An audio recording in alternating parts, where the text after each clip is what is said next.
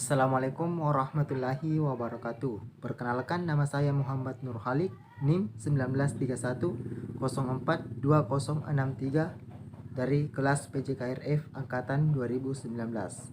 Baiklah, di sini saya akan menjelaskan sedikit mengenai teknik reposisi, dislokasi, dan fiksasi imobilisasi atau fraktur. Dan yang pertama yaitu teknik reposisi atau dislokasi. Yang dislokasi adalah kondisi ketika tulang keluar atau bergeser dari posisi normalnya pada sendi. Semua persendian yang ada di tubuh dapat mengalami dislokasi, terutama saat terjadinya benturan akibat kecelakaan berkendara atau terjatuh ketika berolahraga. Dislokasi paling sering terjadi pada bahu dan jari tangan. Walau sebenarnya dislokasi dapat terjadi di semua sendi, termasuk lutut, siku, rahang, dan panggul. Penyebab dislokasi. Dislokasi terjadi ketika sendi mengalami benturan atau tekanan yang keras.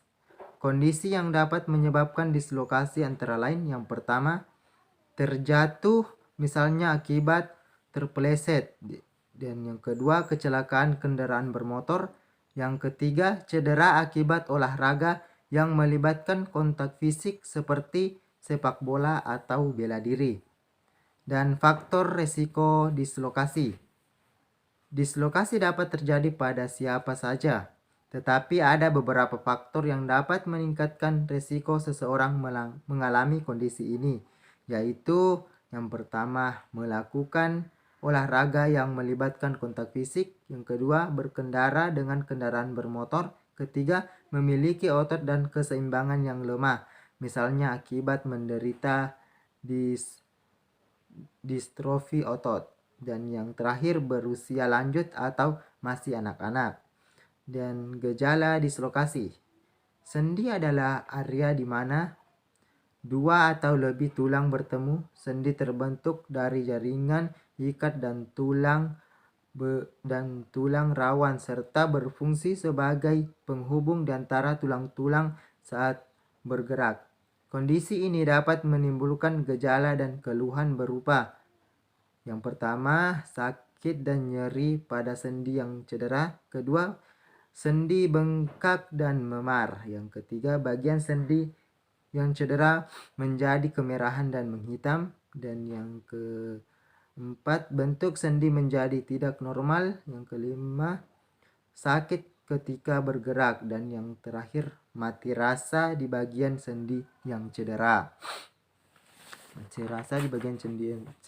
yang kedua yaitu fiksasi imobilisasi atau fraktur.